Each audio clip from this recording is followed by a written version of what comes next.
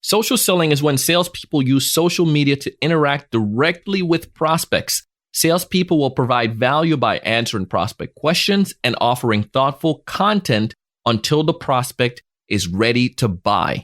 Now, this definition comes from HubSpot. They had an article and the title was The Definition of Social Selling in Under 100 Words. And it's clear. However, there are still some things that you need to understand when it comes towards social selling. It's not just you said it and you forget it. It's not that you just add a bunch of content and then hope people are going to click on it, but it's thoughtful preparation that helps to be able to give the buyers what they want and what they need right now. Listen to this episode.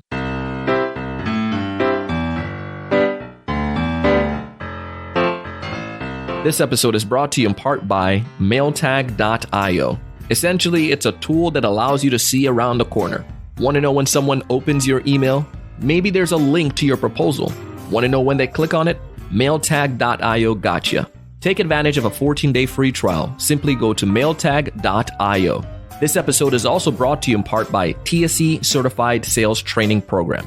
If you feel that your sales are in a slump, 2018 wasn't the best year. Perhaps you gave some amazing presentations. You did a lot of hard work, but still yet they left you and went with the competition. We can fix that. Check out TSE Certified Sales Training Program. We have a new semester beginning in April, and it would be an absolute honor to have you join. Go to thesalesevangelist.com/C as in certified, S as in sales, T as in training. Thesalesevangelist.com/CST.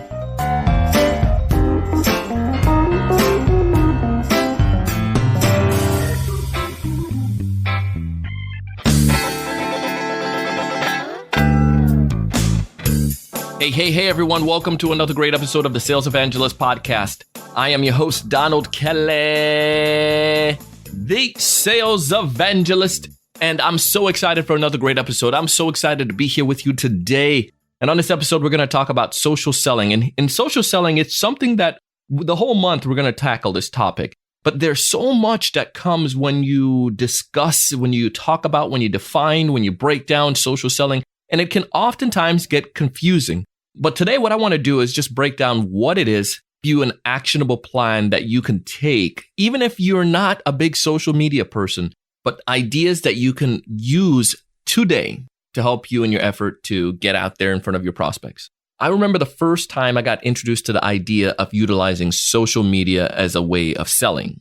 It was in college. I was trying to get an internship, and I had to connect with people who were in Chicago because I wanted to get this internship there and blah, blah, blah, yada, yada, yada. Our instructor in college, professor, told us that we need to create a LinkedIn profile and that we need to make sure we maintain that LinkedIn profile because that's where business professionals are meeting and interacting. In my view, it was a great place that you are now getting access to hundreds, well, thousands, millions of other professionals. It's great. You can go and almost pitch to anyone at that point. And I think that was my first introduction to social media, that I could pitch my product or my service, and in that case, myself to a bunch of people. My professor knew this lady that was in marketing, and she was in Chicago. She was the only one that I really knew in Chicago. So he then introduced us, and I was talking to her. The goal was to get understanding and get insights, but in my mind, she was going to provide me with an internship or put me in contact with the right person so I can get an internship. But that wasn't the case. It was just an information gathering phase. But for me, I was trying to close. And I think that was our first iteration for all of us when we got introduced to social media. It was the idea that now we have access to hundreds and thousands and millions of potential customers for our business. It's like a kid in a candy store. Why the heck not? Let's go ahead and pitch all of them. Let's tell every last one of them what we're about. So social selling became synonymous with pitch fest. Let's just pitch everyone. And that was pretty cool because back in the days, well, say years before, we didn't have access to that many people in one place at one time. We had to do a bunch of phone calls or send a bunch of emails or send a bunch of things in the mail. But right now, they're all at my fingertips. I can just go ahead and copy my same message and share it with all of them, desperately hoping that that will help me to get more business. One of the huge challenge was that every single sales rep in America, in the world, was doing the same exact thing. So now you have prospects getting overwhelmed more than ever with these sales cheesy messages that everyone's sending. So quickly we realized that's not going to work when it comes to social selling. The next strategy or the next phase was you need to become thoughtful. You need to interact with people. So we went to the liking phase where we were liking everything that they had on social media. We were commenting on things that they had on social media without necessarily having, just arbitrarily commenting, not giving any girth or any meaning or any thought to it. But if we liked a bunch of their stuff now and we comment on a bunch of their things, and then we went ahead and sent them a message, bruh, listen, this is going to work. Now, we just stood out more than anybody else. But like you know, in that phase 2, it still didn't work. Well, it maybe did at the beginning, but now that everyone was liking and commenting and not giving real comments, was giving those bogus comments, the comments you see on Instagram now, like nice profile, or just stupid comments that it didn't have any girth to it and it didn't have any sustenance or any meaning. So we're like, dang it, what's going to happen next? So then the market leader says, well, you need to go ahead and curate content. And I was like, what does curating content mean? This is the idea of sharing things that others are sharing. So if I found a blog post on the technology revolution, let me go ahead now and share that link. And then my prospects who are interested in technology, of course, they're going to see it, they're going to like it, and I'm going to be top of mind because I'm curating content. Now, we started curating from everywhere. We got Hootsuite and we got all of these different platforms and just started pumping out content all over the place. But then it quickly got out of hand where we just have a bunch of junk floating around. Every competitor was doing the same exact thing. So the prospect now, they're seeing all of this garbage when it comes down to it. It was just noise that's just floating around.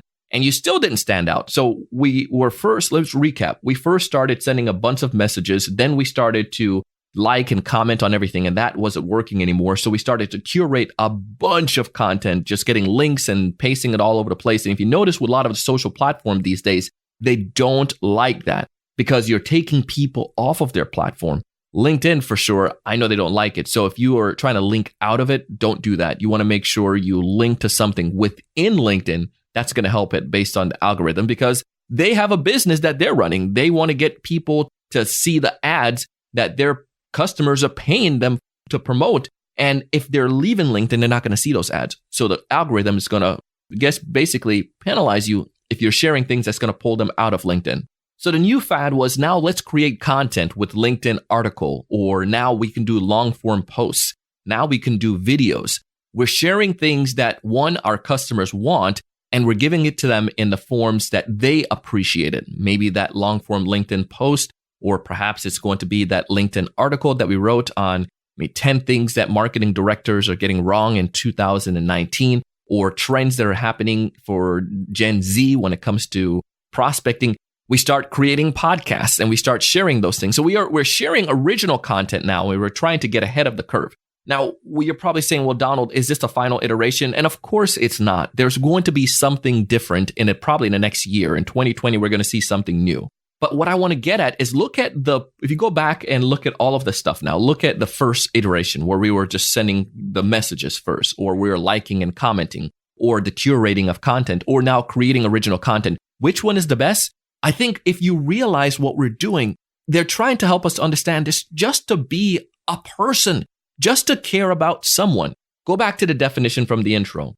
Social selling is when salespeople use social media to interact directly with their prospects. Salespeople will provide value by answering prospects' questions and offering thoughtful content until the prospect is ready to buy. All of those things work, but all of those things must be done in moderation. You can't just push on the gas and just dump a bunch of pitching messages to your prospect. However, can you interact in a direct message? Of course you should. When I send a LinkedIn message to someone, so you might set a goal for connecting with 5 new prospects per day. Even that's an easy number.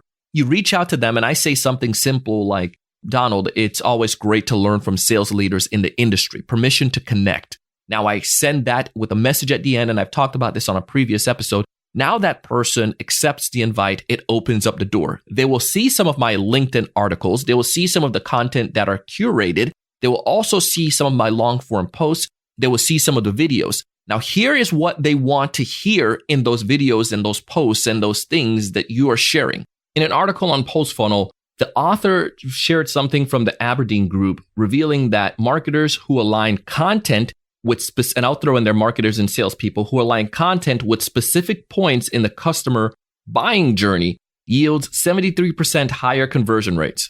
Now, think about that. If I'm able to produce content based on where my buyers are at that particular phase, it's going to help them. Because if they're doing research or if they're looking for stuff, it's going to be relevant to them. According to the research they did, and this was mostly on B2C, but I feel it applies very well to B2B. Buyers want discount or sales, but that doesn't mean all of your posts should be discounts or sales. They want to see posts that showcase new product or services, and they want to see posts that teach them something. The article points out the folks at Sprout Social suggest weaving awareness and consideration stage content together. And if you're familiar with the marketing concept, there are 3 stages. Awareness, when buyers don't know about you, want them to learn about you. Then the consideration, where they're evaluating and going deeper. And then the conversion, where they're finalizing and making the purchase. They're not doing that on social media.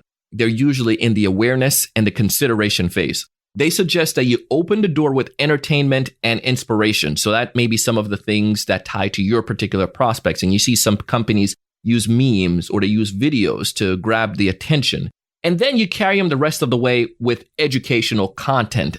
That doesn't mean it has to be boring. It's just you teach them things that they didn't know about before. So maybe it's 3 issues HR managers are overlooking based on a research that some third-party group put out. You then read that stuff. You created a video explaining and teaching more about how HR directors can prepare for these or identify these 3 challenges. Now that you reached out to 5 HR directors per day and you sent them this message, you're also interacting and engaging with their content as well as sharing content and video. They're your connection. They're going to see your stuff, and more than likely, they're going to come to you once they're looking for that new HR software.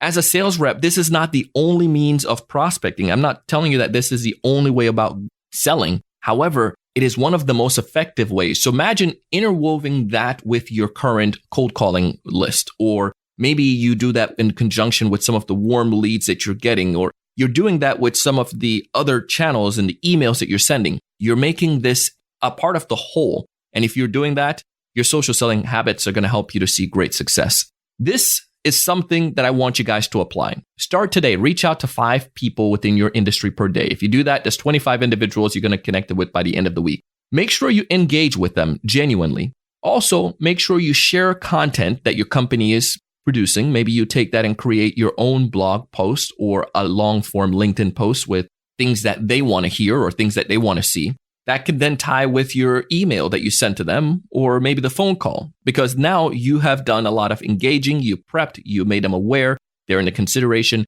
and now you call them. It's so much more easier. Boom. I want you guys to apply it. Let me know how it's working for you. I share stuff like this because I want to help you. I want you to find more ideal customers. I want you to build stronger value. I want you to be able to close more deals. I want you to check out MailTag. I want you to also check out TSE certified sales training programs. We have linked to all of those in the show notes. thesalesevangelist.com/the-word episode number 1087. But most importantly, I share all of this stuff with you because I want you to go out each and every single day and do big things.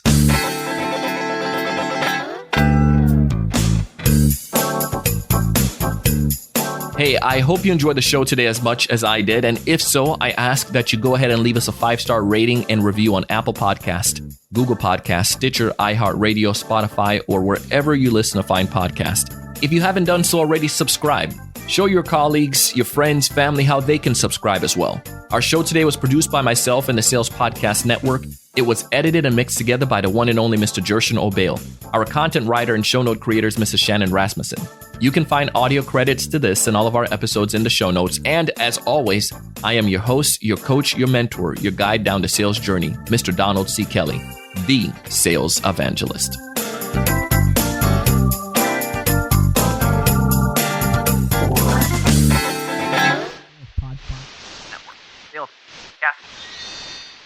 Sales Podcast Network.